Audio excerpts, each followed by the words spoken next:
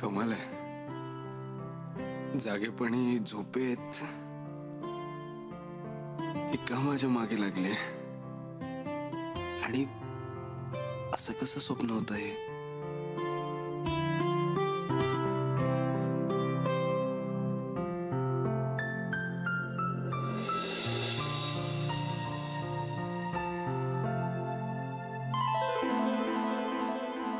देवा, अजून किती वेळ लावणार आहे मुलगी.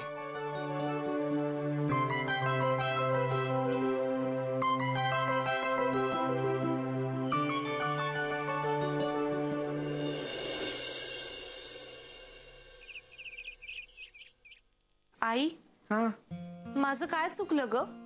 जाऊ दे ना आता. जाऊ दे ना कसं? अडचणीत असलेल्या माणसांना मदत करणं हा बाबांचाच नियम आहे ना. काय मग यावेळी नियम कसा बदलला? असेल काहीतरी कारण गायत्री. आई, त्यावेळेला आजींना मी रस्त्यावरती एकटं सोडून नव्हते येऊ शकत आणि त्यांचा जीव वाचवण्यापेक्षा नियम पाळणं जास्त महत्वाचं आहे का? उर्फ माय बिग सिस, यू आर माय स्टार यार. अगं आदर्श आहेस तू माझी.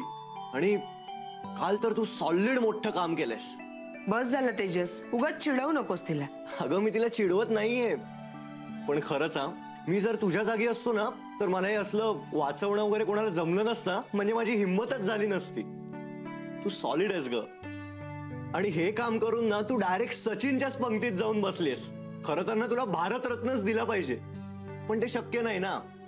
म्हणून मी तुला आज कीर्तने रत्न पुरस्कार देतो. तू काय वेडा झालायस का?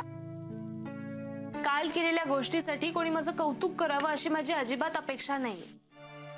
ताई, काल रात्री पिताश्री काय बोलले त्याकडे नको ना लक्ष देऊ. अगं मला खरंच तुझा खूप अभिमान आहे. तेजस, पुरे. गायत्री, तू खरंच एकदा बाबांशी शांतपणे बोल. म्हणजे तुझ्या मनात काय चाललंय ना हे त्यांना कळायलाच हवं. आई जाऊ दे ग, सोड ना, उगाच चिडतील ते. अगं सोड.